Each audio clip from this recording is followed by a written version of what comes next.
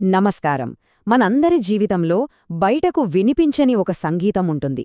మన గుండె చప్పుడు, మన శ్వాస, మన శరీరంలో ఒక అంతర్గత లయ ఉంటుంది. కానీ మన రోజువారీ హడావిడిలో, ఆఫీస్ టెన్షన్లలో, బాధ్యతల బరువులో ఆ లయను మనం ఎప్పుడో మర్చిపోయాం. ఆ సంగీతాన్ని వినడం ఆపేశాం. ఈరోజు మనం మన శరీరం మనతో మాట్లాడే ఆ చిన్న చిన్న సంకేతాలను మళ్ళీ ఎలా వినాలి, దాన్ని ఎలా అర్థం చేసుకోవాలి అనే విషయం గురించి కొంచెం నెమ్మదిగా ప్రశాంతంగా మాట్లాడుకుందాం. ఈ కథ మనలో చాలామందికి తెలిసిన కథే. రాత్రి సుమారు 11:30 అవుతోంది. ఇంట్లో అంతా నిశ్శబ్దంగా ఉంది. కాని మన గదిలో మాత్రం టీవీ ఆన్లోనే ఉంది, లేదా మన చేతిలో ఫోన్ మెరుస్తూనే ఉంది. ఇంకొక్క 5 నిమిషాలు ఈ ఒక్క యూట్యూబ్ వీడియో చూసి పడుకుందాం, లేదా ఈ ఒక్క రీల్ చూసేసి ఫోన్ పక్కన పెట్టేద్దాం అని మనకు మనమే చెప్పుకుంటాం. కళ్ళు అలసిపోతున్నాయి, బరువుగా మూతలు పడుతున్నాయి. శరీరం ఇక చాలు, విశ్రాంతి కావాలి అని లోపల్నుంచి మొత్తుకుంటోంది. అయినా సరే మనసు మాత్రం ఇంకా స్క్రీన్పైనే లగ్నమైంది. ఇది దాదాపు మనందరిళ్లల్లో ప్రతిరోజు జరిగే ఒక మామూలు కథే కదా.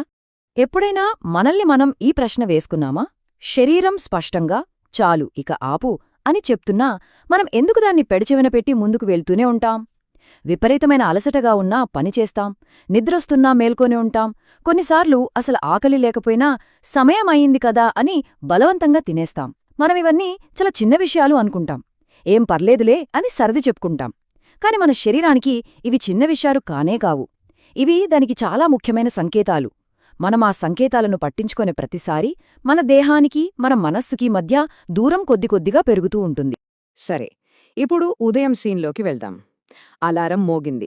మనమింకా నిద్రమత్తులోనే ఉంటాం. కళ్ళు పూర్తిగా తెరవక ముందే మన చెయ్యి అలవాటుగా పక్కనే ఉన్న ఫోన్ కోసం వెతుకుతుంది.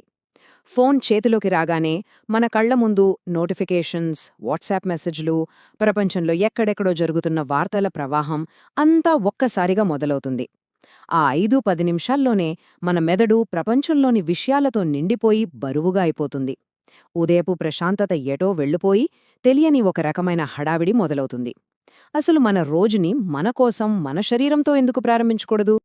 అయితే అలా కాకుండా ఒకరోజు అలారం మోగగానే అలవాటుగా ఫోన్ వైపు వెళ్లిన చేతిని ఆపి దాని పక్కన పెట్టారు అనుకుందాం. ఏమీ చేయకుండా కళ్ళు మూసుకుని అలాగే ఒక నిమిషం పాటు నిశ్శబ్దంగా పడుకున్నారు. తన శరీరం ఇప్పుడెలా ఉంది అని గమనించడం మొదలుపెట్టారు. అప్పుడు తెలిసింది, శరీరం ఎంత బరువుగా ఉందో. రాత్రి సరిగ్గా నిద్రపట్టలేదన్న విషయం స్పష్టంగా అర్థమైంది. ఆ నీరసం, ఆ అలసట ప్రతి కణంలోనూ మెల్లగా తెలుస్తున్నాయి. ఇదివరకు ఈ ఫీలింగ్ని పట్టించుకునే తీరికే ఉండేది కాదు. ఇంతకు ముందైతే ఇలా అనిపించగానే ఛ, ఏంటిది, టైమవుతోంది అనుకుని వెంటనే లేచి ఒక స్ట్రాంగ్ కాఫీ తాగి పని మొదలుపెట్టేవారు. అంటే ఆ ఫీలింగ్ని అణిచివేసే ప్రయత్నం చేసేవాళ్లు. కాని ఈసారి అలా చేయలేదు. ఆ అలసటను ఒప్పుకున్నారు. అవును, ఈరోజు నేను అలసిపోయాను, నా ఉడంబుకు రెస్ట్ సరిపోలేదు అని మనసులో అనుకున్నారు. ఇక్కడే ఈ చిన్న అంగీకారంలోనే అసలైన మార్పు మొదలవుతుంది. ఆరోగ్యమంటే ఉదయాన్నే కొత్త డైట్ మొదలుపెట్టడమో, జిమ్కి వెళ్లడమో కాదు. మొదటి అడుగు మన శరీరం చెప్పే మాటకు కోపడకుండా, దాన్ని నెట్టేయకుండా సరే, ఓకే అని చెప్పగలగడం. ఆ రోజునుంచి నిద్ర వెంటనే అద్భుతంగా మెరుగుపడలేదు. కానీ ఒక చాలా ముఖ్యమైన విషయం మారింది. రాత్రిళ్ళు మంచం మీద పడుకున్నప్పుడు నిద్ర రాకపోతే వచ్చే భయం, ఆందోళన తగ్గాయి. అయ్యో, నిద్ర రావట్లేదే, రేపు ఎలా అని టెన్షన్ పట్టం మానేసి, పర్లేదు, శరీరం అలసిపోయుంది, దానికి సమయం పడుతుంది అని సర్ది చెప్పుకోవటం మొదలుపెట్టారు. మనం అర్థం చేసుకోవాల్సిందేంటంటే, నిద్ర అనేది మనం బలవంతంగా తెచ్చుకునేది కాదు. మన శరీరం సురక్షితంగా, ప్రశాంతంగా ఫీలైనప్పుడు దానంతట అదే వస్తుంది. ఈ చిన్న అంగీకారం ఆ భద్రతను మన శరీరానికిస్తుంది. సరే, నిద్ర సంగతే కాసేపు పక్కన పెడితే ఇప్పుడు మనం మధ్యాహ్నం భోజనం దగ్గరకొద్దాం. ఇది కూడా మనకు బాగా తెలిసిన దృశ్యమే. మన ముందు ప్లేట్లో వేడివేడి అన్నం, కూరలు, పప్పు అన్నీ ఉంటాయి. కాని మన కళ్ళు మాత్రం టీవీ మీదో, మన చేతులు ఫోన్ మీదో ఉంటాయి. ఎవరో ఏదో మాట్లాడుతుంటారు, ఆ శబ్దాల మధ్య మనం యాంత్రికంగా తింటూ ఉంటాం. రుచి చూడం, వాసన పీల్చం, నమరడం మీద ధ్యాస ఉండదు. భోజనం పూర్తవుతుంది, ప్లేట్ ఖాళీ అవుతుంది. కాని తిన్న తర్వాత కడుపులో ఏదో తెలియని బరువు, అసౌకర్యం. గతంలో అయితే ఇలా కడుపు బరువుగా అనిపించగానే గ్యాస్ లేదా యాసిడిటీ అని ఒక పేరు పెట్టేసి ఏదో ఒక టాబ్లెట్ వేసుకునేవారు. అయితే ఈ దఫా అలా చేయకుండా కాసేపు ఆగి శరీరం ఏం చెబుతుందో విన్నారు. అప్పుడు ఒక విషయం నెమ్మలిగా అర్థమైంది. తిన్నది నిజమైన ఆకలితో కాదు, కేవలం ఘడియారంలో టైం 1:30 అయింది, ఇది లంచ్ టైం కదా అని తిన్నారు. అది జీర్ణం కోసం జరిగిన ప్రక్రియ కాదు, అదొక రకమైన హడావిడి. శరీరానికి అవసరం లేకపోయినా మనం అలవాటు ప్రకారం దానికి పనిచెప్పామన్నమాట. ఆ రోజునుంచి తన ఆహారంలో ఏ మార్పూ చేయలేదు. అవే కూరలు, అదే అన్నం. కాని తినే పద్ధతిలో ఒక చిన్న కాని చాలా శక్తివంతమైన మార్పు చేసుకున్నారు. తినేటప్పుడు కేవలం తినడం మీద మాత్రమే దృష్టి పెట్టడం మొదలుపెట్టారు.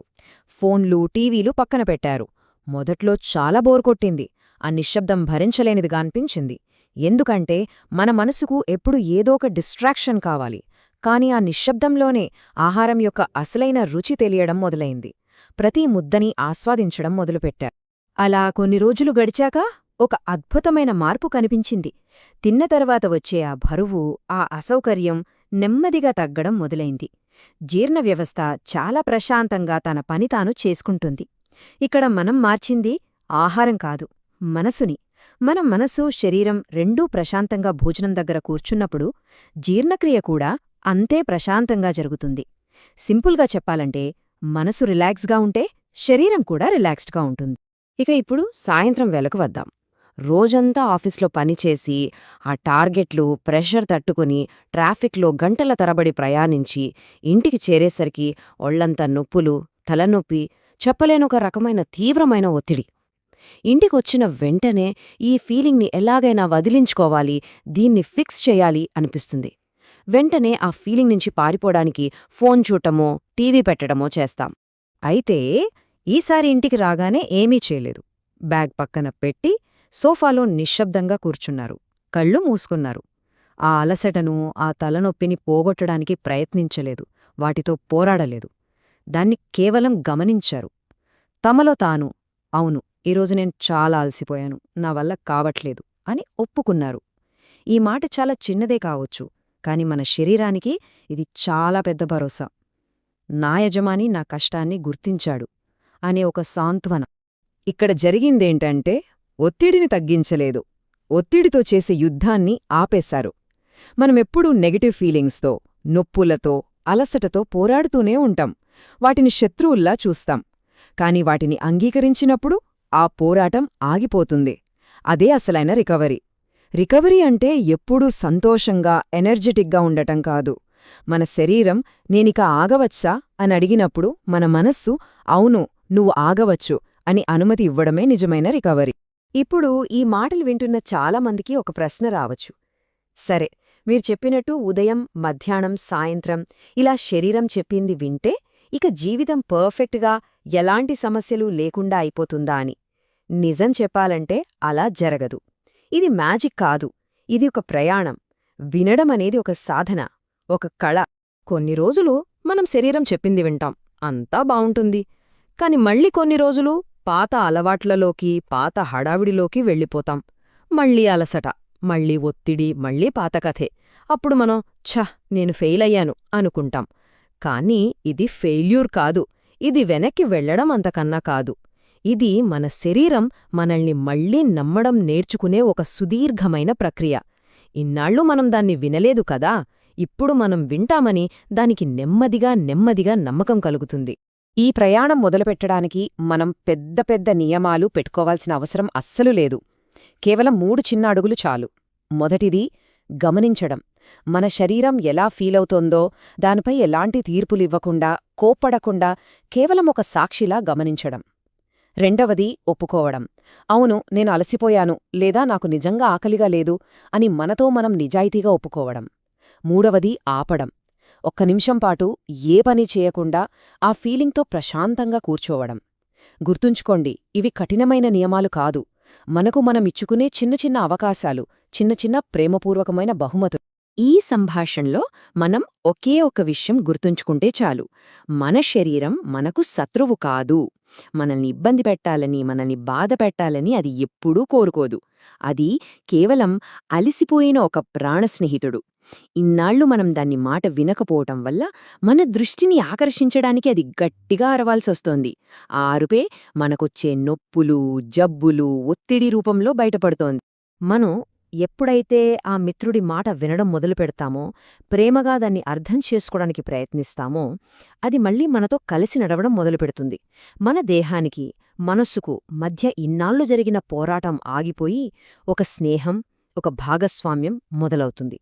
ఈ ప్రయాణం చాలా నెమ్మదిగా ఉంటుంది, కానీ చాలా అందంగా, అర్థవంతంగా ఉంటుంది. డైట్ ఒక్కటే కాదు, మనసు, నిద్ర, డబ్బు, ఒత్తిడి ఇవన్నీ కలిస్తేనే సంపూర్ణ ఆరోగ్యం. ఎలాంటి తొందర లేదు, ఎవరితోనూ పోటీ లేదు. మన లయలో, మన శరీరంతో మనం మళ్లీ జీవించడం నేర్చుకుంటూ ముందుకు వెళ్దాం. ఇలాంటి నెమ్మదైన, నిజమైన సంభాషణలు మన జీవితానికి అవసరమనిపిస్తే ఈ ఛానల్ని ఒక స్నేహితుడిలా భావించి సబ్స్క్రైబ్ చేయండి. ఇక్కడ మనం ఆరోగ్యం, మనసు, జీవనశైలి గురించి ఇలాగే చాలా సరళంగా మనకు అర్థమయ్యేలా మాట్లాడుకుంటాం. ఈరోజు మనం మాట్లాడుకున్న విషయాలు ఇంకా లోతుగా, వివరంగా తెలుసుకోవాలంటే డిస్క్రిప్షన్లో కొన్ని మంచి పుస్తకాల లింక్స్ పెట్టాను. మీకు ఆసక్తి ఉంటే చూడవచ్చు. ఒకవేళ మీరు వాటిని కొనుగోలు చేస్తే అది ఈ ఛానల్కు ఒక చిన్న సపోర్ట్ అవుతుంది. మరింత మంచి కంటెంట్ తీసుకురావడానికి సహాయపడుతుంది.